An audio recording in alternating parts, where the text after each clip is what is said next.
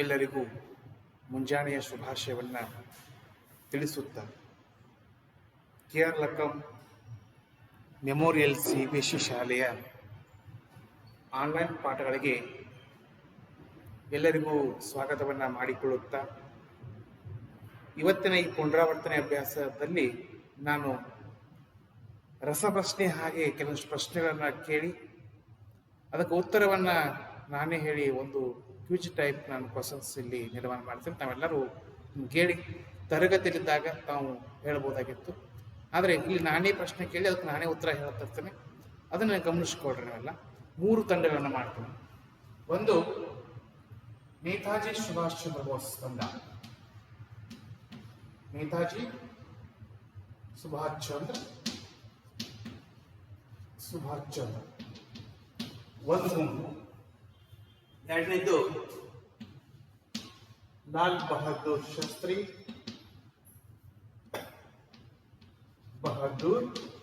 ಶಾಸ್ತ್ರಿ ಒಂದು ಗುಂಪು.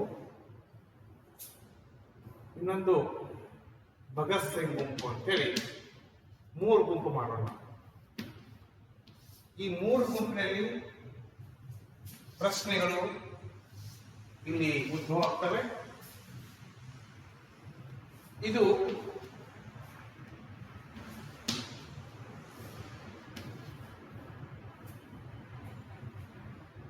ಇಪ್ಪತ್ತೆಂಟು ಮಕ್ಕಳಲ್ಲಿ ನೇತಾಜಿ ಸುಭಾಷ್ ಚಂದ್ರ ಬೋಸ್ ಗುಂಪು. ಇದು 28 ಮಕ್ಕಳಲ್ಲಿ ಇದು ನೇತಾಜಿ ಸುಭಾಷ್ ಚಂದ್ರ ಬೋಸ್ ಅವರ ಗುಂಪು ಹುಡುಗಿಯರ ಗುಂಪು ಅಥವಾ ವಿದ್ಯಾರ್ಥಿನಿಯರ ಗುಂಪು. ಇಲ್ಲಿ ಉಳಿದಂತಹ ವಿದ್ಯಾರ್ಥಿಗಳ ಗುಂಪು 2 ಭಾಗ ಮಾಡ್ಕೊಳ್ರಿ ನೀವೇ.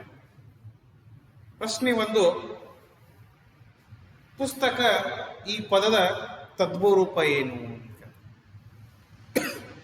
ಪುಸ್ತಕ ಈ ಪದ ತದ್ಭವರೂಪ ಒಂದೇ ರೌಂಡ್. ಪುಸ್ತಕ ಈ ಪದ ತದ್ಭವರೂಪ ಏನು ಅಂತಂದ್ರೆ ಹೊತ್ತಿಗೆ. ಶಬರಿ ಯಾರು ಪ್ರಶ್ನೆ. ಶಬರಿ ಮಾತಂಗ ಋಷಿಗಳ ಶಿಷ್ಯ. ಜಟಿಲ ಕಬರಿ ಅಂದರೆ ಯಾರು? ಜಟಿಲ ಕಬರಿ ಅಂದರೆ ಶಬರಿ. ಶಬರಿ ಪಾಠದ ಲೇಖಕರು ಯಾರು? ಶಬರಿ ಪಾಠದ ಲೇಖಕರು ಕೂತಿ ನರಸಿಂಹಾಚಾರ್ಯ. ಯುದ್ಧ ಪಾಠದ ಲೇಖಕರು ಯಾರು ಅಂತ ಕೇಳಬಹುದು. ಯುದ್ಧ ಪಾಠದ ಲೇಖಕರು ಇಲ್ಲಿ ಸರ ಅಬೂಬಕರ್. ಹೌದಾ? ಇನ್ನು ಡಾಕ್ಟರ್ ರಾಹಿಲ್ ಯಾರು ಪ್ರಶ್ನೆ. ಡಾಕ್ಟರ್ ರಾಹಿಲ್ ಒಬ್ಬ ವೈದ್ಯ. ತತ್ಸಮ ಎಂದರೇನು ಪ್ರಶ್ನೆ. ಸಂಸ್ಕೃತ ಪದಗಳು ನೇರವಾಗಿ ಕನ್ನಡಕ್ಕೆ ಬಂದರೆ ಅವುಗಳನ್ನ ತತ್ಸಮ ಎನ್ನುತ್ತೇವೆ. ಹಾಗೆ ತದ್ಭವ ಎಂದರೇನು? ಶಾಸ್ತ್ರೀಜಿ ಅವರಿಗೆ ತದ್ಭವ ಎಂದರೆ ಇಲ್ಲಿ ಸಂಸ್ಕೃತ ಪದಗಳು ಕನ್ನಡಕ್ಕೆ ಬರುವಾಗ ಅಲ್ಪ ಸ್ವಲ್ಪ ಇಲ್ಲವೇ ಸಂಪೂರ್ಣವಾಗಿ ವಿಕಾರವನ್ನು ಪಡ್ಕೊಂಡ್ರೆ ಅದು ನಾವು ತದ್ಭವ ಅಂತೀವಿ. ಇನ್ನೊಂದು ಪ್ರಶ್ನೆ ಅವರಿಗೆ, 3 ತಂಡದವರಿಗೆ, ಸಂಧಿ ಎಂದರೆ ಏನು ಅಂತ ಪ್ರಶ್ನೆ ಬರ್ಬೋದು. ಸಂಧಿ ಎಂದರೆ 2 ಅಕ್ಷರಗಳು ಪರಸ್ಪರ ಕಾಲ ವಿಳಂಬವಿಲ್ಲದಂತೆ ಕೂಡುವುದೇ ಸಂಧಿ ಅಂತ.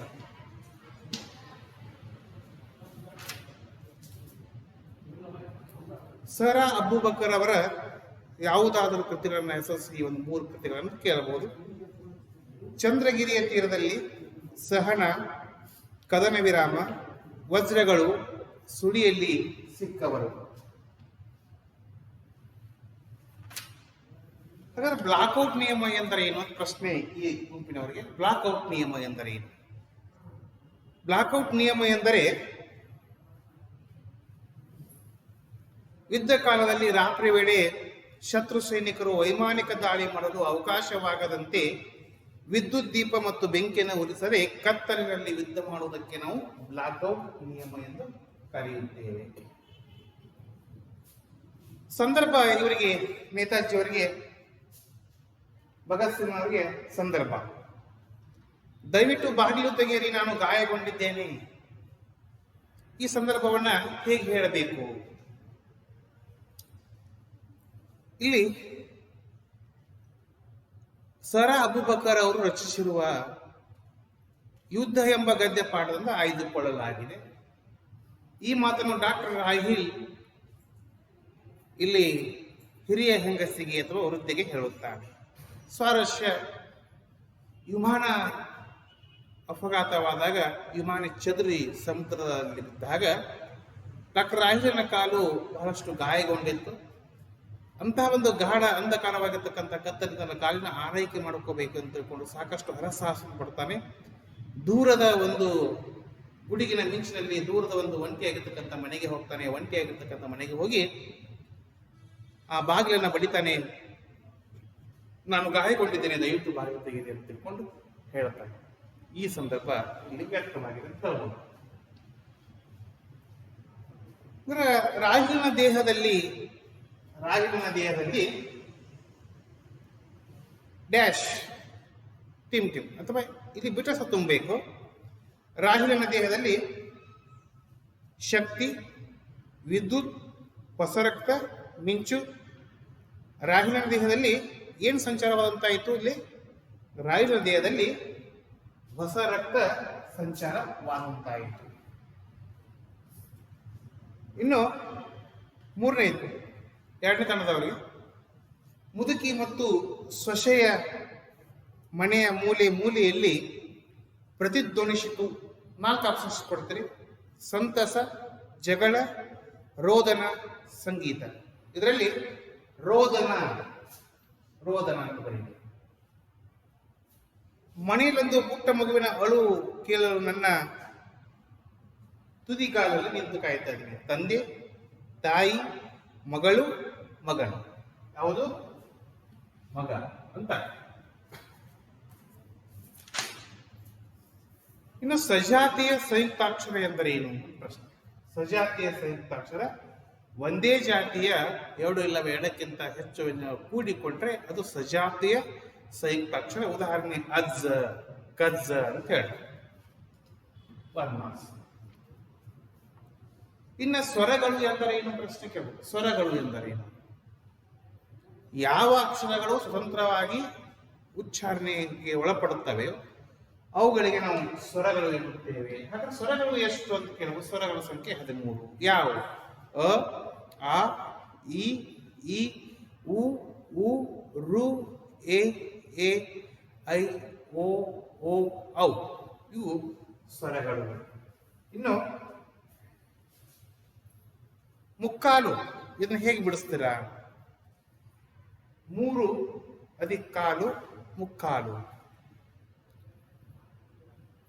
3 ಕಾಲು ಉಳ್ಳವನು, 3 ಕಣ್ಣು ಉಳ್ಳವನು ಮುಕ್ಕಣ್ಣ. ಮುಕ್ಕಾಲು. 3 + ಕಾಲು ಮುಕ್ಕಾಲು.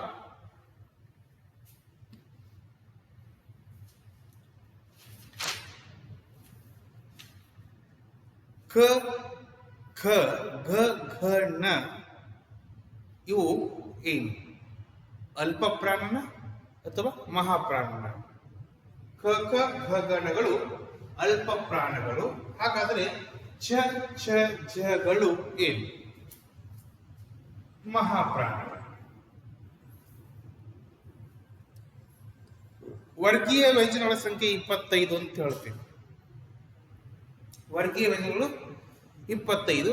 ಅದರಲ್ಲಿ ಎಷ್ಟು ಭಾಗ ಮಾಡ್ತೇವೆ? ವರ್ಗೀಯ ವ್ಯಂಜನದಲ್ಲಿ 3 ಭಾಗ ಮಾಡ್ತೇವೆ. ಅವು ಯಾವುವು ಅಂತ ಕೇಳ್ತೇವೆ.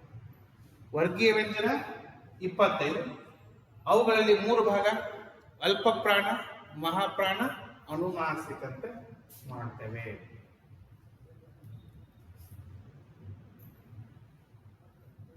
ಸ್ವರಗಳ ಸಂಖ್ಯೆ 13, ಯೋಗವಾಹಗಳು 2.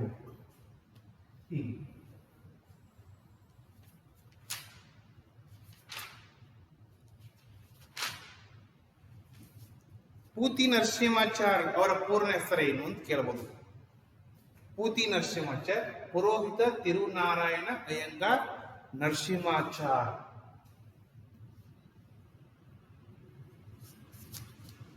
ಪೂತಿ ನರಸಿಂಹಾಚಾರ್ ಯಾವಾಗ ಜನಿಸಿದರು? ಪೂತಿ ನರಸಿಂಹಾಚಾರ್ 1905ರಲ್ಲಿ ಜನಿಸಿದರು. ಅಬ್ಬೆ ಪದದ ಅರ್ಥ ಏನು ಅಂತ ಕೇಳಬಹುದು. ಅಬ್ಬೆ ಪದದ ಅರ್ಥ ತಾಯಿ. ಅಬ್ಬೆ ತಾಯಿ.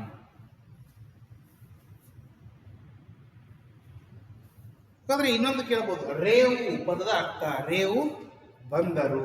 ಬಂದರು ಅಥವಾ ದಡ ಅಂತ ಅರ್ಥ.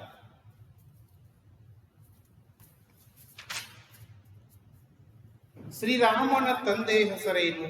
ಶ್ರೀರಾಮನ ತಂದೆಯ ಹೆಸರು ದಶರಥ. ಶ್ರೀರಾಮನಿಗೆ ಶಬರಿ ಸಮರ್ಪಿಸಲು ಏನನ್ನ ತಂದಿದ್ದಳು ಅಂತ ಕೇಳಬಹುದು. ಶ್ರೀರಾಮನಿಗೆ ಶಬರಿ ಸಮರ್ಪಿಸಲು ಹೂವು, ಹಣ್ಣು, ಮಧುಪರ್ಕ, ಪುಷ್ಪಗಳನ್ನ ತಂದಿದ್ದಳು. ಶಬರಿ ಗೀತನಾಟಕದ ಕರ್ತೃ ಯಾರು? ಶಬರಿ ಗೀತನಾಟಕದ ಕರ್ತೃ ಯಾರು? ಶಬರಿ ಗೀತನಾಟಕದ ಕರ್ತೃ ಪೂತಿ ನರಸಿಂಹಾಚಾರ್ಯ. ದೇವೇಂದ್ರ ಪದವನ್ನ ಬಿಡಿಸಿ ಸಂಧಿಯನ್ನು ಹೆಸರಿಸಿ. ಇವರಿಗೆ ದೇವ ಅದಕ್ಕೆಂದ್ರ ದೇವೇಂದ್ರ. ಇದು ಯಾವ ಸಂಧಿ ಅಂದ್ರೆ ಗುಣಸಂಧಿಗೆ ಉದಾಹರಣೆ. ದೇವ ಅದಕ್ಕೆಂದ್ರ ದೇವೇಂದ್ರ ಗುಣಸಂಧಿಗೆ ಉದಾಹರಣೆ ಆಗ್ತದೆ.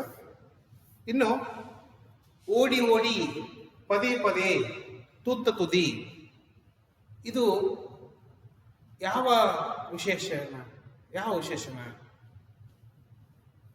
ಇದು ಅನುಕರಣವೇನೋ ಅಥವಾ ದಿರುಕ್ತಿಯೋ?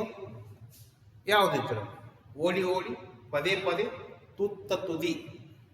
ಇಲ್ಲಿ ಸರಿಯಾದ ಉತ್ತರ ದಿರುಕ್ತಿ. ಇವರಿಗೆ ದಿರುಕ್ತಿ ಅಂದ್ರೆ ಏನು ಅಂತ ಕೇಳಬಹುದು. ದಿರುಕ್ತಿ ಅಂದ್ರೆ ಏನು?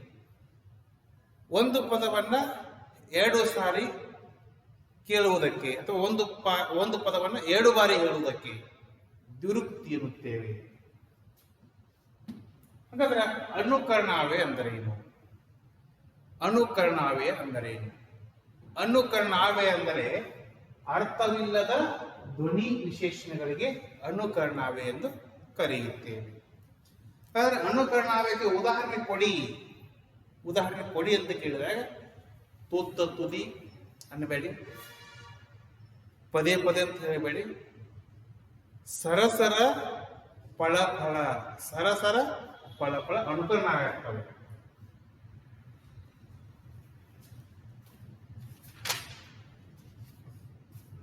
ಇಲ್ಲೊಂದು ಮೊದಲೆರಡು ಪದಗಳಿರುವ ಸಂಬಂಧಂತೆ ಮೂರನೇ ಪದಕ್ಕೆ ಸಂಬಂಧವನ್ನ ಬರೆಯಿರಿ ಅಂತ ಐತಿ. ಇದ್ರ ಮೇಲೆ ಒಂದು ಪ್ರಶ್ನೆ ನಿಮಗೆ ಕೇಳ್ತಾನ. ನಮೋ ನಮೋ ಇದು ದಿರುಕ್ತಿ ಪದ. ನಮೋ ನಮೋ ದಿರುಕ್ತಿ ಪದ. ಧೀರ ಶೂರ ಯಾವ ಪದ? ಜೋಡಿ ಪದ. ಧೀರ ಶೂರ ಜೋಡಿ ಪದ. ಲೋಪಸಂಧಿ ಅಂದ್ರೆ ಏನು? ಸ್ವರದ ಮುಂದೆ ಸ್ವರವು ಬಂದು ಸಂಧಿಯಾಗುವಾಗ ಪೂರ್ವ ಪದಾಂತದಲ್ಲಿನ ಸ್ವರಗಳು ಲೋಪಗೊಳ್ಳುವುದಕ್ಕೆ ಸ್ವರ ಲೋಪ ಸಂಧಿ ಎನ್ನುತ್ತೇವೆ. ಹಾಗಾದ್ರೆ ಸ್ವರಲೋಪ ಸಂಧಿಯಲ್ಲಿ ಎಷ್ಟು ಪ್ರಕಾರ ನಾವು ಲೋಪ ಮಾಡ್ತೀವಿ? ಯಾವ್ಯಾವ ಅಕ್ಷರ ಲೋಪ ಮಾಡ್ತೀವಿ? ಯಾರಿಗೆ? ಭಗತ್ ಸಿಂಗ್ ಅವ್ರು ಕೇಳ. ಅ ಲೋಪ, ಉ ಲೋಪ ಮತ್ತು ಎ ಲೋಪಗಳು ಆಗ್ತವೆ ಅಂತ.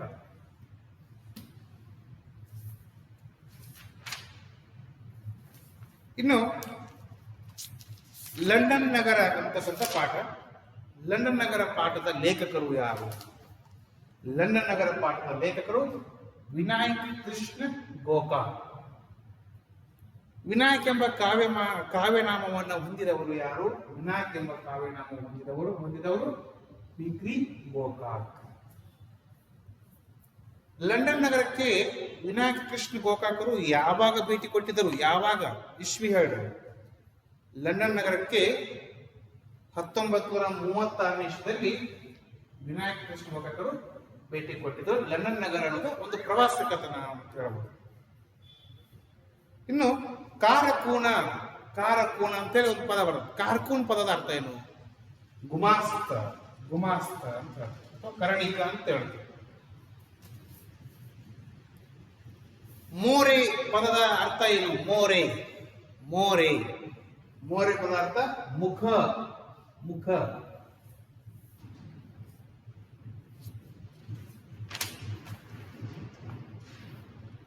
ಲಂಡನ್ನಿನ ಪೇಟೆಯಲ್ಲಿರುವ ಸ್ಟೇಷನರಿ ಅಂಗಡಿ ಹೆಸರೇನು? ಭಗತ್ ಸಿಂಗ್ ಅವರಿಗೆ ಲಂಡನ್ನಿನ ಪೇಟೆಯಲ್ಲಿರುವ ಸ್ಟೇಷನರಿ ಅಂಗಡಿ ಹೆಸರೇನು? ವೋಲ್ವರ್ತ್ ಅಂತಕ್ಕಂಥ ಸ್ಟೇಷನರಿ ಅಂಗಡಿ ಹೆಸರು ವೋಲ್ವರ್ತ್. ನೆಲ್ಸನ್ ಅವರ ಮೂರ್ತಿ ಇರುವ ಸ್ಥಳದ ಹೆಸರೇನು? ನೆಲ್ಸನ್ ಅವರ ಮೂರ್ತಿ ಇರುವ ಸ್ಥಳದ ಹೆಸರೇನು? Trafalgar square. Westminster abbey ಯಾರ ಸ್ಮಾರಕವಾಗಿದೆ? ಶಾಸ್ತ್ರೀಜಿಯವರು. ವೆಸ್ಟ್ ಮಿನ್ಸ್ಟರ್ ಅಬೆ ಯಾರ ಸ್ಮಾರಕವಾಗಿದೆ? ಇದೊಂದು ಸತ್ತವರ ಸ್ಮಾರಕವಾಗಿದೆ ಅಂತ ಹೇಳ್ಬೋದು. ಆಂಗ್ಲ ಸಾಮ್ರಾಜ್ಯದ ವೈಭವ ಕಂಡು ಬರುವ ಓಣಿ ಯಾವುದು? ಪ್ರಶ್ನೆ ಇದೆ. ಆಂಗ್ಲ ಸಾಮ್ರಾಜ್ಯದ ವೈಭವ ಕಂಡು ಬರುವ ಓಣಿ ಇಲ್ಲಿ Charing Cross. Charing Cross. Woolworth ಅಂಗಡಿಯಲ್ಲಿ ಸಿಗುವ ವಸ್ತುಗಳು ಯಾವುವು ಅಂತ ಕೇಳ್ತಾರೆ.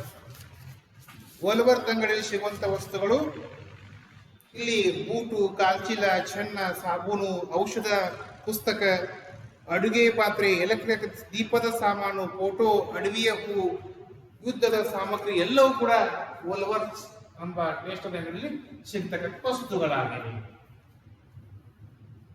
ಇನ್ನು ಲಂಡನ್ನಿನ ಹೆಣ್ಣು ಮಕ್ಕಳು ಯಾವ ಯಾವ ಕೆಲಸದಲ್ಲಿ ನಿಯುಕ್ತರಾಗಿರುತ್ತಾರೆ ಅಂತ ಪ್ರಶ್ನೆ.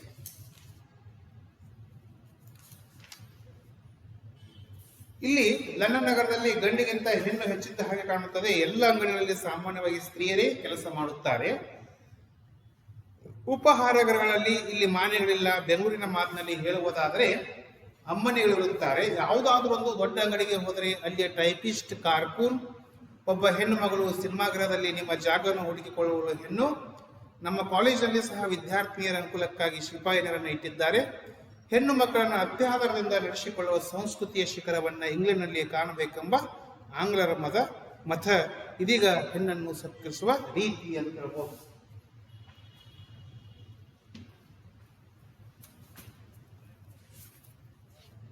ಇನ್ನ ಅತ್ಯಾದರ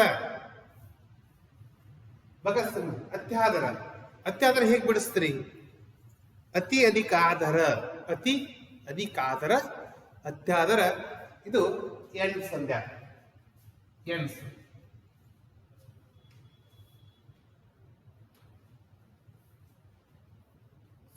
ಒಮ್ಮೊಮ್ಮೆ ಹೇಗೆ ಬಿಡಿಸ್ತೀರ? ಒಮ್ಮೆ ಅಧಿಕ ಒಮ್ಮೆ, ಒಮ್ಮೊಮ್ಮೆ. ಇದು ಯಾವ ಸಂಧಿ ಆಗ್ತದೆ? ಲೋಪ ಸಂಧಿ. ಒಮ್ಮೊಮ್ಮೆ.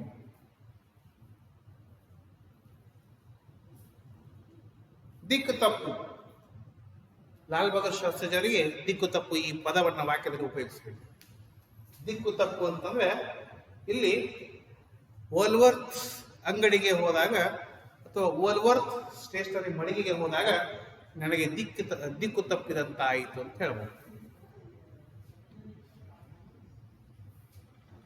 ಇನ್ನ ದುರಸ್ತಿ ಅಂತಂದ್ರೆ ಇಲ್ಲಿ ಜೀರ್ಣೋದ್ಧಾರ ಅಥವಾ ರಿಪೇರಿ ಅಂತ ಆಗ್ಬೋದು. ಈ ದುರಸ್ತಿ ಪದವನ್ನ ಹೇಗೆ ಬಳಸ್ತೀರ? ಶಾಲೆಯ ಕಟ್ಟಡವನ್ನು ದುರಸ್ತಿ ಮಾಡಲಾಯಿತು.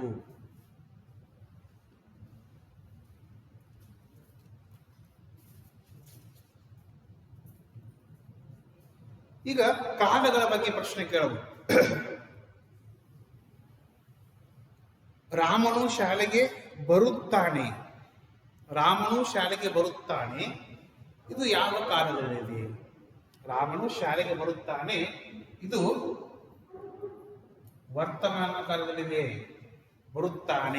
ಬರುತ್ತಿದ್ದಾನೆ ಅಂದರೆ ರಾಮನು ಶಾಲೆಗೆ ಬರುವನು ಯಾವ ಕಾಲ? ಭವಿಷ್ಯತ್ ಕಾಲ. ಬಂದನು ಭೂತಕಾಲ. ಏನು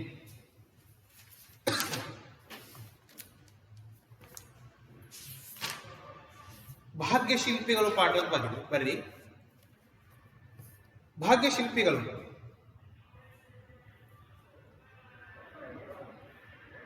ಮೈಸೂರು ರಾಜ್ಯದ ಅಥವಾ ಮೈಸೂರು ಒಡೆಯರ 24ನೆಯ ರಾಜ ಸಂತತಿಯ ಅರಸ ಯಾರು ಅಂತಂದ್ರೆ ನಾಲ್ವಡಿ ಕೃಷ್ಣರಾಜ ಒಡೆಯರ್. ನಾಲ್ವಡಿ ಕೃಷ್ಣರಾಜ ಅವರು ಅಧಿಕಾರಕ್ಕೆ ಬಂದಾಗ ಅಪ್ರಾಪ್ತ ವಯಸ್ಕರಾಗಿದ್ದರು. ಆದ್ದರಿಂದ ಮೈಸೂರು ರಾಜ್ಯದ ಸಮಸ್ತ ಅಧಿಕಾರವನ್ನ ಯಾರ ಕೈವಶಕ್ಕೆ ಹೋಯಿತು? ಅವರ ತಾಯಿ ಆಗಿರ್ತಕ್ಕಂಥ ರಾಣಿ ವಾಣಿ ವಿಲಾಸ್ ಅವರ ಕೈಗೆ ಹೋಯಿತು. ಇನ್ನು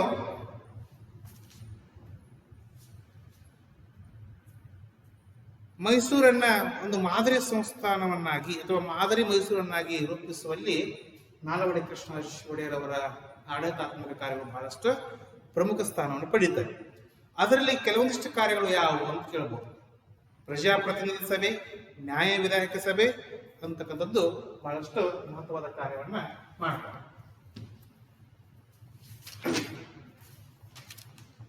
ಸರ್ ಎಂ ವಿಶ್ವೇಶ್ವರಯ್ಯನವರ ಜನ್ಮದಿನವನ್ನ ಯಾವಾಗ ಆಚರಿಸ್ತೇವೆ?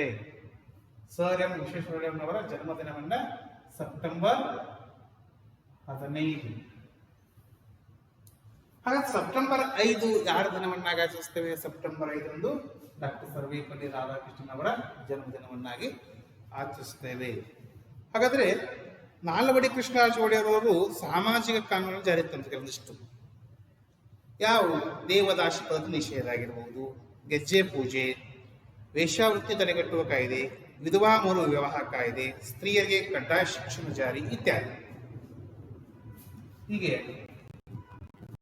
ಪ್ರಶ್ನೆಗಳು ಉತ್ತರಗಳು ನಿಮಗೆ ಗೊತ್ತಾಗಿದೆ. ಈಗ ಇದರ ಮೇಲೆ ಏನಾದರೂ ಕೂಡ ನಾನು ಕೇಳ್ತಕ್ಕಂಥ ಪ್ರಶ್ನೆಗಳು ಉತ್ತರಗಳು ನಿಮ್ಗೆ ಗೊತ್ತಿದ್ದು ನೀವು ಹೇಳಬಹುದಾಗಿದೆ. ಆದರೆ ವಿಡಿಯೋದಲ್ಲಿ ನಿಮ್ಗೆ ಇಷ್ಟೇ ನೋಡ್ಲಿಕ್ಕೆ ಸಾಧ್ಯ.